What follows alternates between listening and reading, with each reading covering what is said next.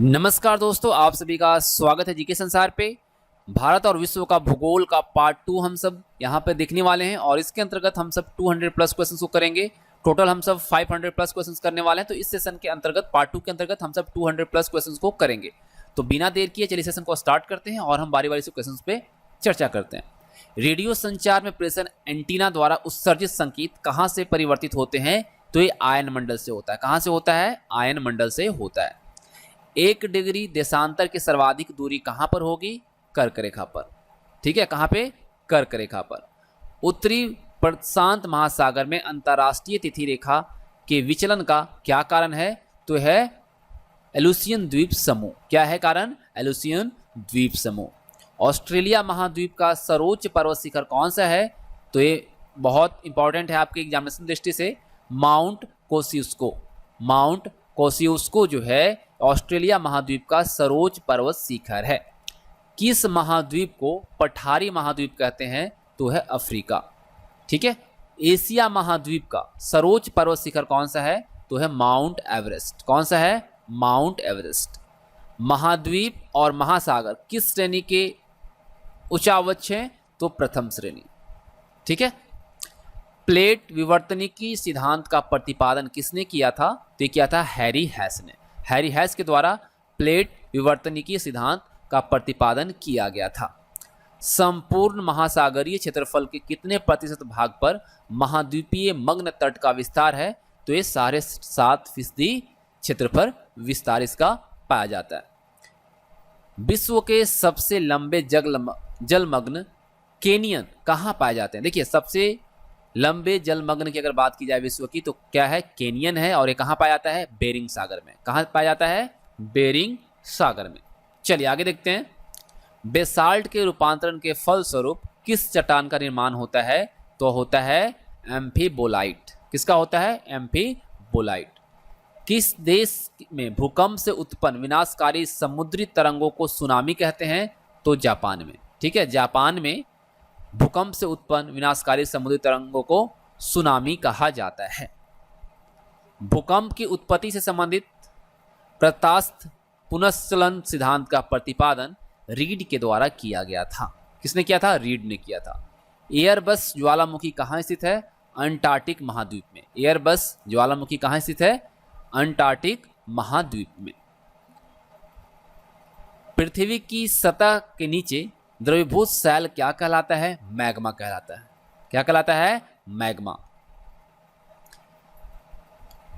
दक्षिणी आल्प्स पर्वत श्रेणी कहाँ स्थित है? तो यह है न्यूजीलैंड में। वेलिंगटन इसका कैपिटल है। ठीक है। तकला माकन मरुभूमि किस देश में स्थित है? तो यह है चीन में। कहाँ है? चीन। यू आकार की घाटी कहाँ पाई जाती है? तो यह हिमानी क्षेत्र में पाया जाता है। वेरी वेरी इंपॉर्टेंट क्वेश्चन सारे। ठीक है। सेशन को लाइक भी करते चलिएगा साथ साथ और अपने दोस्तों के साथ शेयर भी कीजिएगा। सिर्फ का निर्माण किससे होता है? तो ये पवन से होता है, हवा से। क्वेश्चन कहता है कि पृथ्वी के वायुमंडल का कितना प्रतिशत भाग 29 किलोमीटर की ऊंचाई तक पाया जाता है? तो तकरीबन 97% है। वायु दाब कब सर्वाधिक होता है? जब वायु होती है ठंडी और शुष्क। ठंडी और शुष्क जब होगा तो वायु दाब जो होगा वह क्या होगा? सर्वाधिक होगा। प्रति चक्रवात में वायु दाब कहाँ अधिक होता है? तो सेंटर में होता है, केंद्र में होता है। किस प्रकार की वर्षा बिजली की चमक और बादलों की गरज के साथ होती है? तो वह वर्षा संवहनीय वर्षा कहलाता है। ठीक है। संवहनीय वर्षा वो वर्षा होती है जो बिजली की चमक और बादलों की गरज के साथ होती है। विक्टोरिया झील कहाँ स्थित है? तो ये पूर्वी अफ्रीका में। पृथ्वी पर समुद्र तल से सर्वाधिक नीची झील कौन सी है? तो यह मृत सागर। ठीक है। एंजिल जलप्रपात किस नदी पर स्थित है? ओरिनोको। याद रखिएगा, ओरिनोको नदी पर एंजिल जलप्रपात स्थित है। विश्व की सबसे बड़ी जहाजरानी नहर कौन सी है? तो है स्वेज नहर। ठीक है। वर्ष 2000 से 2005 की अवधि तक वन क्षेत्र का सर्वाधिक विनाश जहां देखा गया वह देश कौन सा है? इंडोनेशिया। इंडोनेशिया का कैपिटल आप सबको पता है, जकार्ता, है ना। चलिए अगला प्रश्न कहता है दक्षिण अफ्रीका में शीतोष्ण घास स्थलों को क्या कहा जाता है? पैम्पास। क्या कहलाता है? पैम्पास। जॉर्डन और इजराइल के मध्य कौन सा सागर है? मृत सागर।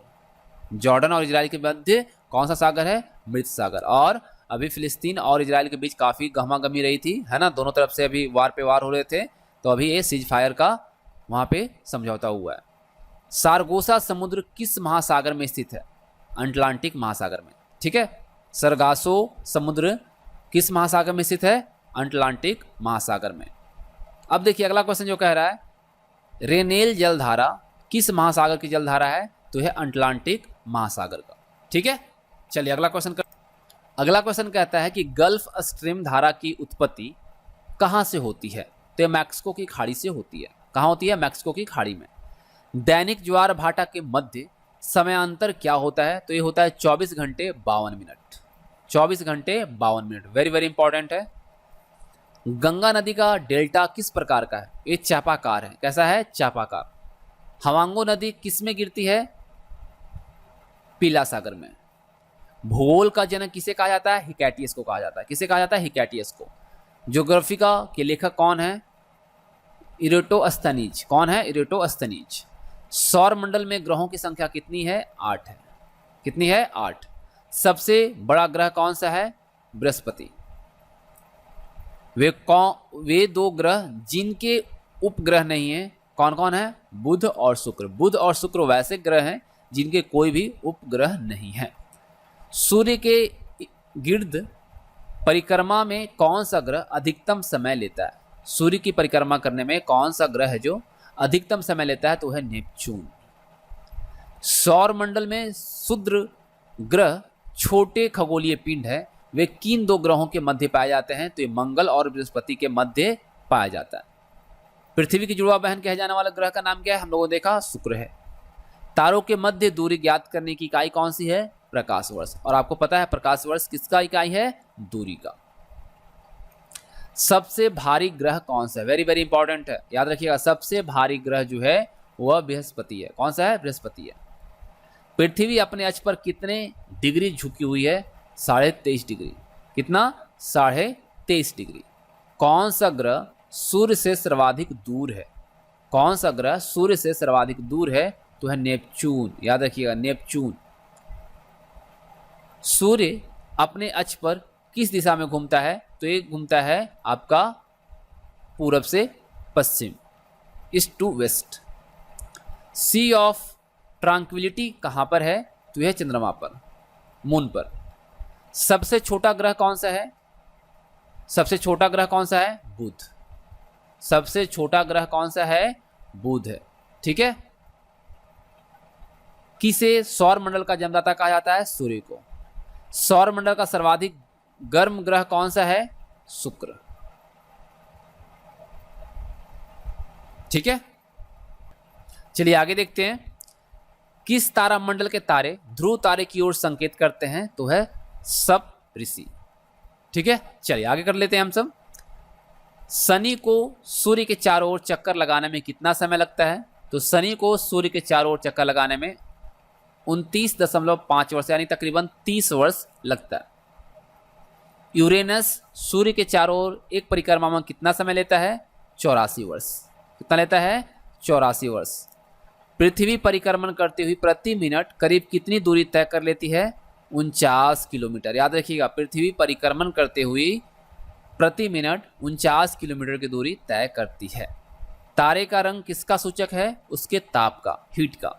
कौन सा ग्रह हरे प्रकाश को उत्सर्जित करता है? तो है नेपच्यून। नेपच्यून कैसे रंग का प्रकाश को उत्सर्जित करता है? हरे रंग का। ठीक है। हमारी आकाशगंगा के केंद्र की परिक्रमा करने में सूर्य को कितना समय लगता है? 25 करोड़ वर्ष। ब्रह्मांड की उत्पत्ति का सर्वाधिक मान्य सिद्धांत कौन सा है? तो है बिग बैंग सिद्धांत, बिग बैंग थ्योरी। चलिए आगे देखते हैं। पृथ्वी की आकाशगंगा यानी गैलेक्सी जो है उसको क्या कहा जाता है? मंदाकिनी। क्या कहलाता है? मंदाकिनी। पृथ्वी की आकाशगंगा के सबसे शीतल और चमकीले तारों के समूह को हम क्या कहते हैं? ओरियन नेबुला कहते हैं। ये वेरी वेरी इंपॉर्टेंट है, आप इसे स्टार मार्क कर लीजिएगा और नोट भी कर लीजिएगा। पृथ्वी की आकाशगंगा कौन सी है? गैलेक्सी है, और इसके सबसे शीतल और चमकीले तारों के समूह को हम ओरियन नेबुला कहते हैं। किस ग्रह के दिन के मान और उसके अक्ष का झुकाव लगभग पृथ्वी के दीनमान और झुकाव के समतुल्य है तो है नेपच्यून। सर्वप्रथम खोजा गया क्षुद्र ग्रह कौन सा है? साइरस। कौन सा है? साइरस। ब्लैक होल सिद्धांत किसके द्वारा दिया गया था भाई? तो ये दिया था एस चंद्रशेखर जी ने। ठीक है, किसने दिया था? एस चंद्रशेखर के द्वारा इसे दिया गया था। चलिए आगे कुछ और क्वेश्चन देख लेते हैं हम सब। ब्रह्मांड का सबसे बड़ा तारा कौन सा है? ब्रह्मांड का सबसे बड़ा तारा जो है वो स्पाइनल ओरेगी है। आप लोग इसे स्टार मार्क करके नोट कर लेंगे कि ब्रह्मांड का सबसे बड़ा तारा जो है वह स्पाइनल ओरेगी है। पृथ्वी और चंद्रमा के कक्ष तलों में कितने डिग्री का झुकाव है? तो है 5 डिग्री का। वेरी वेरी इंपॉर्टेंट है। आकाश में सबसे चमकीला तारा कौन सा है? साइरस, जिसे हम डॉग स्टार कहते हैं। ठीक है। किस आकाशीय पिंड को पृथ्वी पुत्र कहा जाता है? देखिए याद रखिएगा, ये वेरी वेरी इंपॉर्टेंट है। कौन सा आकाशीय पिंड है जिसको हम पृथ्वी पुत्र के तौर पर जानते हैं? वो है मून, चंद्रमा। तारे के टिमटिमाने का कारण क्या है? प्रकाश का अपवर्तन। प्रकाश के अपवर्तन के कारण ही तारे हमें टिमटिमाते हुए प्रतीत होते हैं। किस घटना के कारण आकाश का रंग नीला प्रतीत होता है? तो होता है प्रकीर्णन के कारण। किसके कारण? प्रकीर्णन के कारण। एंड्रोमेडा हमारी आकाशगंगा से कितनी दूर है? तो 2.2 मिलियन प्रकाश वर्ष की दूरी पर स्थित है। सौर मंडल का कौन सा ग्रह सूर्य से निकटतम है? तो है बुध। कौन सा है? बुध है। किस ग्रह का आकार पृथ्वी के आकार के लगभग बराबर है? तो है शुक्र। इसीलिए इसे जुड़वा ग्रह भी कहा जाता है। ठीक है, चलिए आगे देखते हैं। सूर्य से पृथ्वी तक का प्रकाश को आने में कितना समय लगता है? तो ये 8 मिनट 16.6 सेकेंड की समय लगती है। तो हम लोग इसे मोटा मोटी 8 मिनट कहते हैं। अंतरिक्ष यात्री को आकाश का रंग कैसा दिखाई देता है? ब्लैक, काला। कौन सा तारा पृथ्वी के सर्वाधिक समीप है? तो है सूर्य। सूर्य भी क्या है? एक स्टार है। शीघ्रता से घूरने या शीघ्रता से घूमने एक उच्च रेडियो तरंग छोड़ने वाला पल्सर क्या है? तो यह न्यूट्रॉन तारा। क्या है? न्यूट्रॉन तारा। ब्रह्मांड में विस्फोट तारा क्या कहलाता है? अभिनव तारा कहलाता है। ब्रह्मांड में विस्फोट तारा जो होता है वो क्या कहलाता है? अभिनव तारा। अब देखिए वेरी वेरी इंपॉर्टेंट क्वेश्चन है, एक खगोलीय दूरी क्या होती है? तो पृथ्वी और सूर्य के बीच की दूरी जो होती है उसे खगोलीय दूरी के तौर पे हम सब जानते हैं। सौर मंडल की खोज किसने किया था? आप सबको पता है, कॉपरनिकस ने किया था। सौर मंडल का सबसे ऊंचा पर्वत कौन सा है? निक्स ओलंपिया है ना। सौर मंडल का सबसे ऊंचा पर्वत निक्स ओलंपिया है। और किस ग्रह पे है? मंगल ग्रह पे है, मार्स पे है। एक प्रकाश वर्ष कितनी दूरी के बराबर है? तो 9.46 इंटू 10⁻12 किलोमीटर के बराबर है। अब देखिए अगला क्वेश्चन क्या कहता है कि सूर्य के अपेक्षाकृत ठंडे भाग जिनका तापमान 1500 डिग्री सेल्सियस होता है क्या कहलाता है? तो ये कहलाता है सौर कलंक। क्या कहलाता है? सौर कलंक। किस ग्रह को लाल ग्रह कहते हैं? मार्स को, यानी कि मंगल को। वेरी वेरी इंपॉर्टेंट क्वेश्चन है। चलिए आगे देखते हैं। विशालकाय तारों की समाप्ति किस रूप में होने का अनुमान लगाया जाता है? तो ब्लैक होल के रूप में। और इसका किसने दिया था ब्लैक होल? किसने? एस चंद्रशेखर ने। ठीक है, चलिए अब देखिए किस ग्रह के चारों ओर वलय यानी कि रिंग है? तो है शनि। शनि ग्रह का सबसे बड़ा उपग्रह कौन सा है? टाइटन। याद रखिए शनि का सबसे बड़ा उपग्रह कौन सा है? टाइटन है। और कौन सा ग्रह सर्वाधिक गैसों से घिरा हुआ है? तो है यूरेनस। किस ग्रह को लेटा हुआ ग्रह कहते हैं? यूरेनस को कहते हैं। याद रखिएगा यूरेनस को लेटा हुआ ग्रह कहा जाता है और ये जो है सर्वाधिक गैसों से घिरा हुआ है। किस ग्रह का सूर्य से परिभ्रमण काल न्यूनतम है? तो है बुध ग्रह का, क्योंकि नजदीक है तो इसको कम समय लगेगा, है ना। चलिए आगे देखिए। सौर मंडल के किस ग्रह को अपने अक्ष पर घूमने में सभी ग्रहों से कम समय लगता है? तो है बृहस्पति। ठीक है। किस ग्रह का सूर्य के परिक्रमण काल जो है अधिकतम है? तो है नेपच्यून, क्योंकि दूरी पे है, ये सबसे दूरी पे है तो नेपच्यून ही होगा। चलिए पुच्छल तारे जिसको कॉमेट भी कहते हैं कि पुच्छ सदैव किस तरफ होती है? तो हमेशा याद रखिएगा सूर्य से दूर यानी विपरीत दिशा में होती है। ठीक है, इस चीज को आप जरूर याद रखिएगा। पार्थिव ग्रह कौन कौन से हैं? पार्थिव ग्रह जो हम कहते हैं वो बुध है, शुक्र है, पृथ्वी है और मंगल है। बुध, शुक्र, पृथ्वी और मंगल को हम पार्थिव ग्रह कहते हैं। सूर्य से सबसे दूर और निकट के ग्रह कौन कौन से हैं? तो देखिए सबसे दूर की बात अगर हम पहले करते हैं तो नेपच्यून, और सबसे निकट की बात करें तो बुध। प्लूटो क्या है? एक बौना ग्रह, इसको हम बौना ग्रह के तौर पे अब जानते हैं 2006 के बाद। किस ग्रह को सुबह का तारा कहा जाता है? शुक्र को। शाम का तारा और सुबह का तारा भी इसे कहा जाता है, किसको? शुक्र को। ठीक है, चलिए आगे क्वेश्चन करते हैं। देखिए अगला भी क्वेश्चन इसी तरह से है आपका, किस ग्रह को संध्या का तारा यानी शाम का तारा कहते हैं? तो ये शुक्र को कहते हैं। सुबह का तारा और शाम का तारा शुक्र को ही कहा जाता है। सौर मंडल का सबसे चमकीला ग्रह कौन सा है? शुक्र। सबसे कम घनत्व वाला कौन सा है? शनि। सबसे कम घनत्व वाला जो ग्रह है वो है शनि। अस्त होते हुए सूर्य के लाल वर्ण का होने का कारण क्या है? आप सब देखते होंगे जब सूर्य डूबता है, अस्त होता है, तो उस वक्त लाल दिखता है, तो पृथ्वी के वायुमंडल में प्रकाश का किरणन की वजह से ऐसा हमें दिखाई पड़ता है। पृथ्वी से चंद्रमा का कितना प्रतिशत भाग हम देख पाते हैं या दिखाई देता है? तो ये 57%, 57% जो भाग है वही हम देख पाते हैं पृथ्वी से चंद्रमा का। सूर्य से दूरी के क्रम में पृथ्वी का स्थान कौन सा है? तीसरा। कौन सा है? तीसरा। किस ग्रह को नीला ग्रह कहा जाता है? पृथ्वी को, क्योंकि पानी की प्रचुरता यहाँ पे है। यूरेनस ग्रह की खोज किसने की थी? विलियम हर्शेल ने। याद रखिएगा, यूरेनस का जो खोज है विलियम हर्शेल ने किया था। कौन से ग्रह पूर्व से पश्चिम की ओर परिक्रमा करते हैं? तो पूर्व से पश्चिम की ओर परिक्रमा करने वाले जो ग्रह हैं वो हैं शुक्र और यूरेनस। याद रखिएगा, शुक्र और यूरेनस वैसे ग्रह हैं जो कि पूर्व से पश्चिम की ओर परिक्रमा करते हैं। गैनीमीड किस ग्रह का उपग्रह है? तो यह बृहस्पति का। गैनीमीड जो है बृहस्पति का उपग्रह है। ठीक है, चलिए आगे क्वेश्चन देखते हैं हम सब। वेरी वेरी इंपॉर्टेंट क्वेश्चन सारे आपके सभी प्रतियोगी परीक्षाओं के लिए, तो आप बिना स्किप के एंड तक सेशन को देखिएगा और सेशन को लाइक भी करते चलिएगा साथ में। ठीक है, सूर्य का पृष्ठीय तापमान कितना आंका गया है? 6000 डिग्री सेल्सियस। सूर्य के रासायनिक मिश्रण में हाइड्रोजन का जो परसेंटेज है वो कितना है? 81%। ठीक है, 81% जो सूर्य के रासायनिक मिश्रण में है वो हाइड्रोजन है। किस ग्रह को सौंदर्य का देवता कहा जाता है? तो है शुक्र। देखिए शुक्र को बहुत सारा उपनाम दिया गया है, सुबह का तारा, संध्या का तारा, शाम का तारा, सौंदर्य का देवता, है ना। ये सूर्य को कहा जाता है, शुक्र को कहा जाता है। ठीक है, किसे? शुक्र को। सौर मंडल का सबसे ठंडा ग्रह कौन सा है? नेपच्यून, दूरी होने के कारण। हेली पूछल तारा कितने वर्ष बाद नजर आता है? 76 वर्ष बाद। अब देखिए हेली पूछल तारा को किस वर्ष देखे जाने की संभावना है? तो ये 2062 में देखे जाने की संभावना है। और अंतिम बार जो दिखाई दिया हेली पूछल तारा ये 1986 में दिखाई दिया, और इसके 76 साल बाद 2062 में दिखाई देने का इसका संभावना है। अब देखिए ग्रहों की गति के नियम को किसने प्रतिपादित किया? तो ये किया केपलर जी ने। किसने किया? केपलर ने। कौन से ग्रह मंगल और यूरेनस के मध्य स्थित है? तो है बृहस्पति और शनि। कौन सा है? बृहस्पति और शनि। अपने परिक्रमा पथ पर पृथ्वी लगभग किस माध्य वेग से सूर्य के चक्कर लगाती है? तो ये लगाती है 30 किलोमीटर प्रति सेकेंड के वेग से। ठीक है, चलिए आगे क्वेश्चन को करते हैं। मंगल पर जीवन की उपस्थिति के लिए कौन सी एक अवस्था सबसे सुसंगत है? तो बर्फ घटक और हिम स्थित जल की उपस्थिति जो है यही संभावना बताती है कि मंगल पे जीवन संभव है।